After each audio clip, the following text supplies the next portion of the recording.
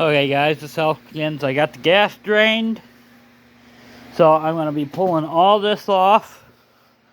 The support bar for the grill, the gas tank, whatnot, all has to come off to do what I want to do. The dash has to be picked up a little bit so I can get in here. At least I'm pretty sure. I'll pop this back off and see. But it's a pain in the rear. But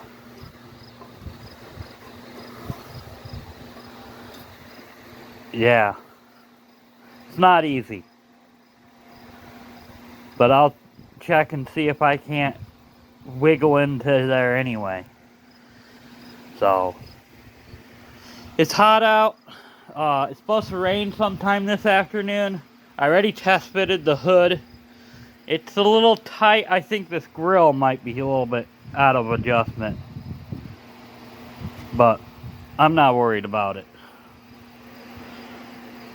So if it is, I can tweak it a little bit, or it might be a little bit bent from being in the scrap pile upside down, because every hood I put on here doesn't fit right. It could be even the dash. You never know. But, you know, I'm not worried about it. It is, I mean, looking at here, you can tell it's never really sat right. So, something's tweaked, but I'm not worried about it. So, let me get on to tearing this apart. I do have a fan going right now, and we'll see what happens. Alright, I might be able to get to it. Okay, the reason why this thing has so much play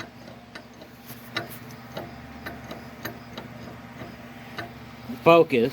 I don't have my camcorder, so it's not doing it correctly. But you see that slop in there? The rod is worn and the clutch itself is worn.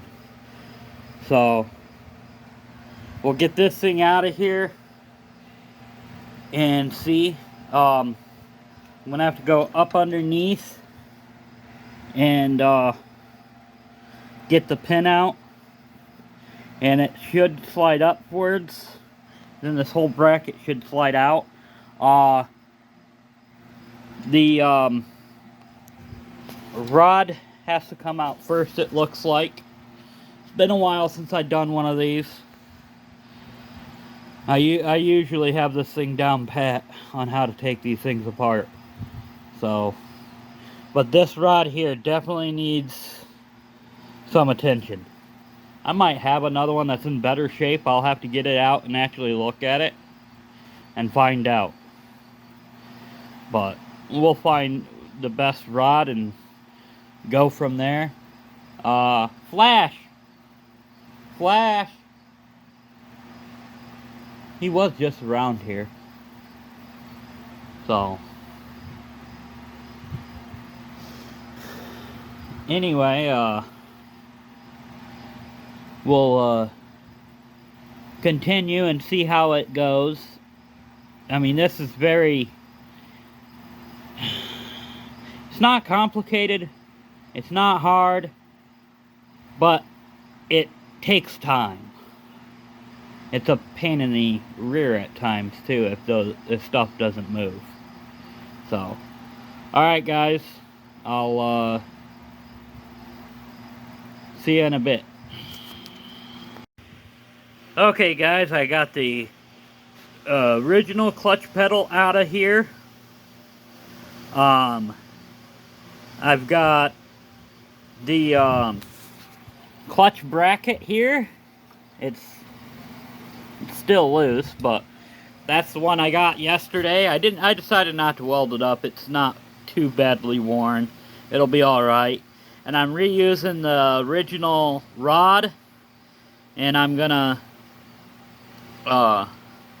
while it's welding up or getting welded up, and ground down. It's cooling right now because I did already weld it. But it's hot out here, and I'm trying to get this done. So I still have to change the footrest on the left-hand side. But this footrest is just sitting on here with a couple nuts. So that'll be okay. And I'm gonna take this one off, and then we'll start reassembling. Alright guys, the footrests are on, fully bolted down. I do have the other set of fenders still to go, but that'll be after I get done with all this front stuff. So, overall looking good. The rubber pads will be later. Like I said, I got that anti-skid tape for that.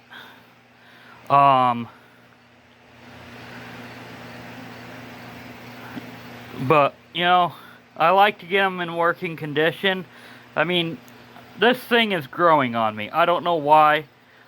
You know, I'm not much of a Tecumseh fan, but I just don't understand it. This thing is growing on me. It's like, I want to eventually tear it apart and repaint it. Fill this hole in here that somebody drilled in. You know, stuff like that. But, they're only original once. And this thing, well, it isn't original by far. But, hey, it looks good. I mean, heck. You know, like I said in previous videos, that engine was replaced in the early 70s. Because there's a rebuild tag on it. So, alright guys, let me get the pedal assembly installed, which is a kind of a pain and tricky thing to do. I'm not videoing that because it involves a lot of cussing and swearing, and I don't want to get demonetized. Alright, the pedal's in. I've got the metal back plate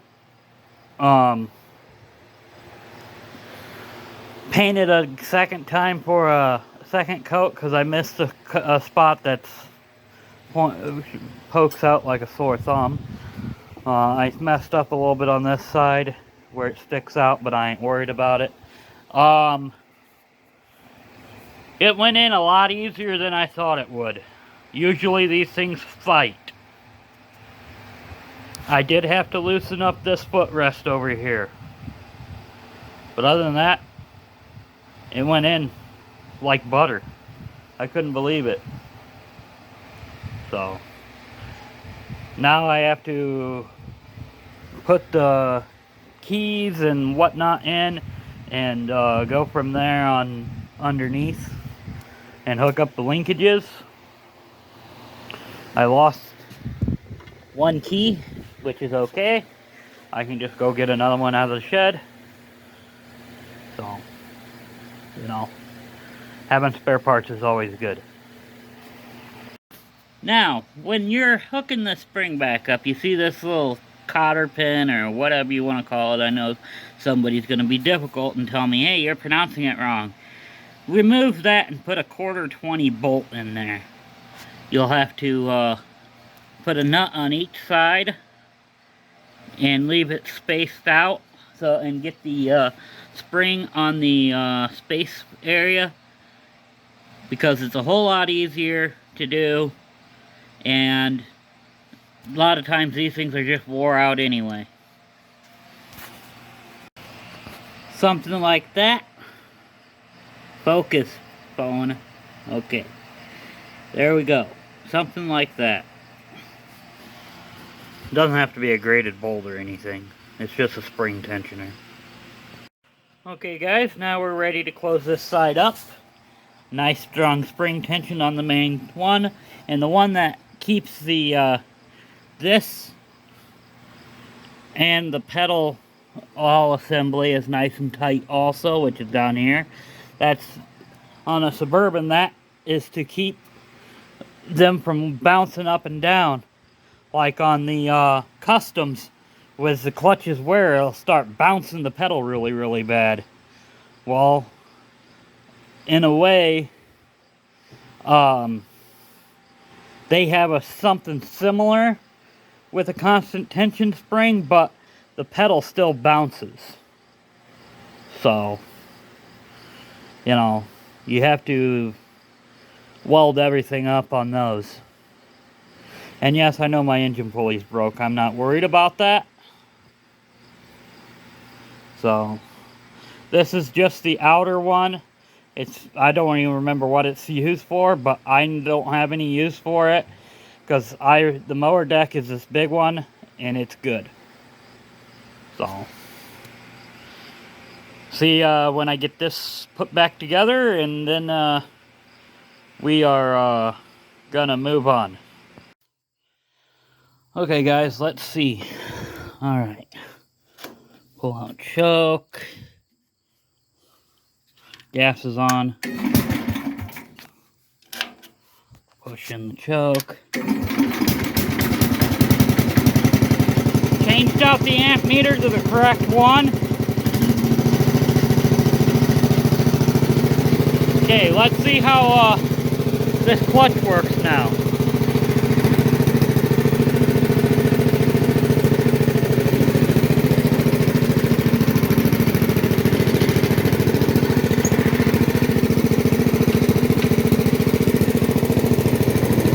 I have to maneuver the tractor. I just wanted to test out the clutch. It is touchy, but better.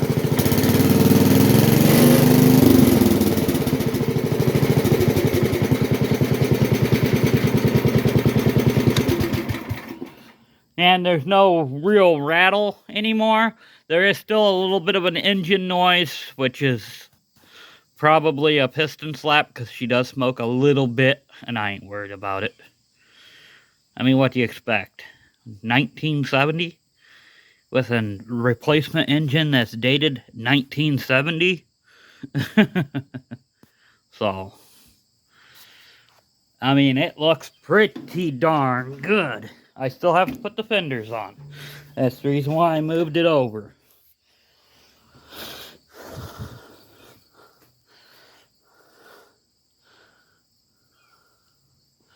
My stainless piece is underneath the tractor. I don't care.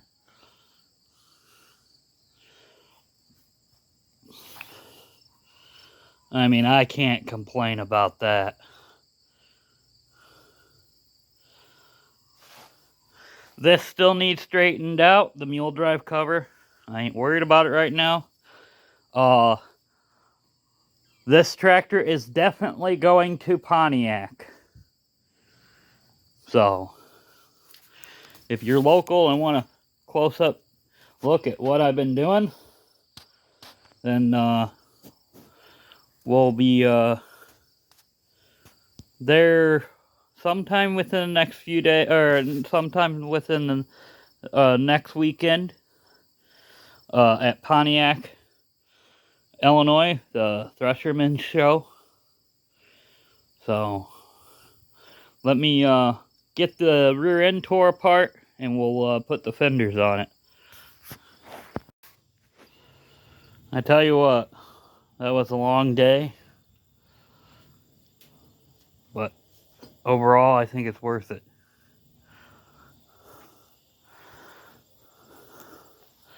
It was a little dirty. I got it dirty when I leaned on it. But oh well.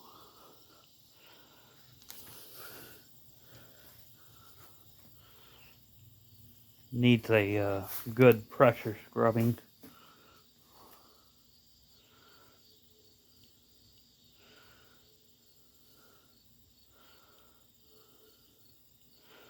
I mean, what do you expect? It came from the junkyard upside down, and this is a good transformation.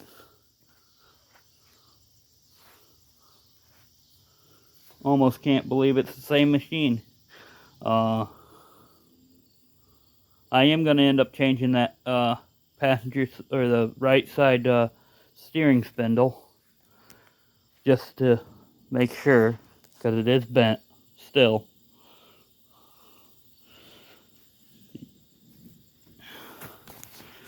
Like, you see how this one is how it is? This one is bent a little bit better. And it's not supposed to be. So that'll get changed out. It's not like I don't have one. So, alright guys, thanks for watching. I'm gonna try to get this video posted tonight. My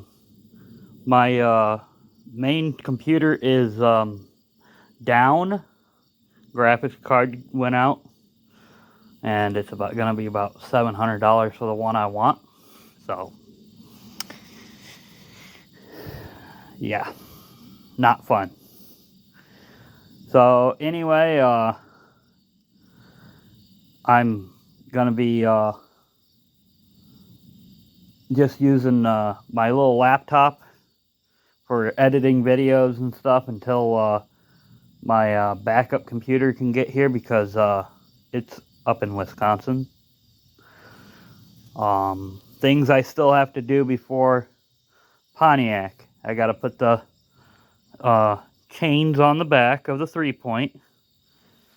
Of course, give it another bath, which is taking it over to Terrell's. Probably will happen Thursday, Wednesday or Thursday. I'll take it over there and give it a bath. But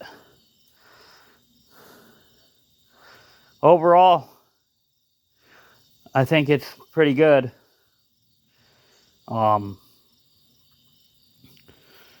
So far, I think the videos on this tractor might be done. It's just gonna be for at least now. It's gonna be like the attachments, like the snow blade. I have to fix it up for this for winter time. I have to fix a snow blade up for the roper because I sold the other one. We got to do the Indy 500, and we also have to work on this and this. The snow blade on this is sold. I'm keeping the angling equipment. The rest of it is sold. So after that's off, we can continue to put it back together my way with the older style hood and grill. I thought I heard you.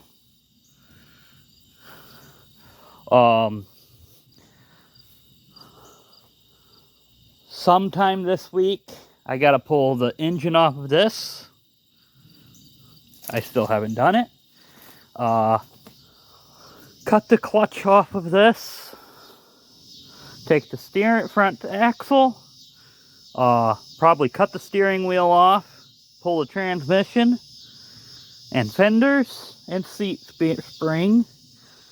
And whatever else I decide I want. I need the dash. And we'll go from there. And that will allow us to start on the ST10. Because that's an ST10 as it is, but it's just been cut up on. This is the engine off of that other one. Last time I tried it, it was smoking, but I'm going to give it another shot. I didn't have it on a consistently running. I had it just off a spray, so I'll have to get it running off of a tank and go from there. I have to get all the governor stuff off of This engine over here, this is a 10 horse from a wheel horse. And this engine is sold. I just have to pull everything that I want. I told the guy I was taking all the governor linkages, carburetor, and stuff like that. He says, that's fine. So, that's that. We're going to repower the 66. We are also going to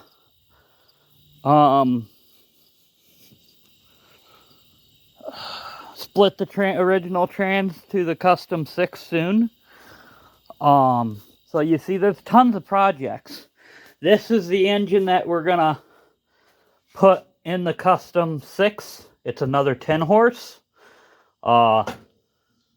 It needs a valve job. And the piston doesn't rock.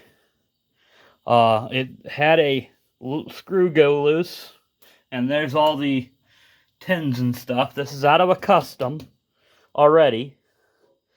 So I'll just pull some of the stuff off that I need from the other one, the smoker, and we'll get it on there. And that's why I need that clutch bracket off that ST10, is I'm just gonna weld it up underneath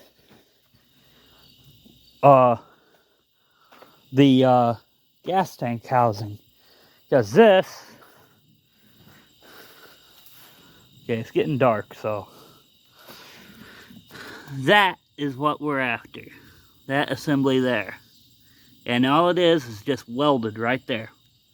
So that's what I'll do.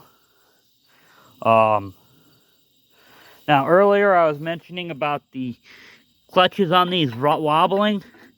It's because the pivots from here down to where it connects to the clutch rod become worn.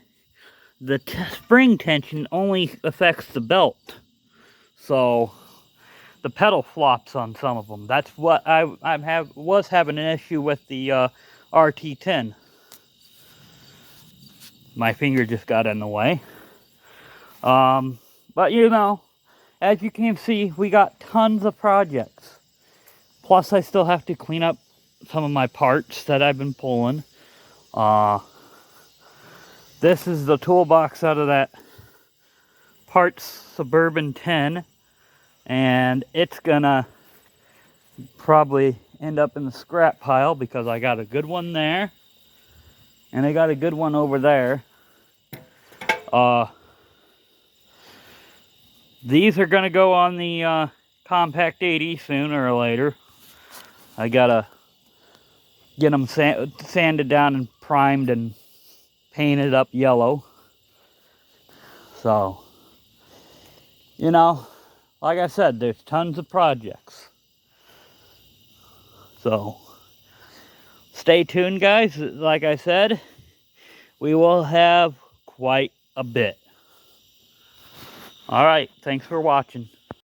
Oh, I forgot one project. We still have the Commando.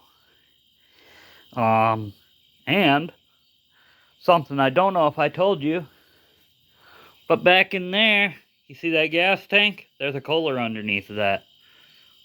We got an engine.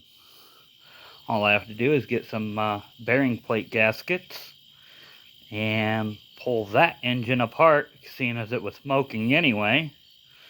And it's worn, because it would need a complete rebuild. On top, we'll just pull everything off of this, transfer it over to that one. And we have a good running engine. That one has a lot of compression over there. So, alright guys, thanks for watching.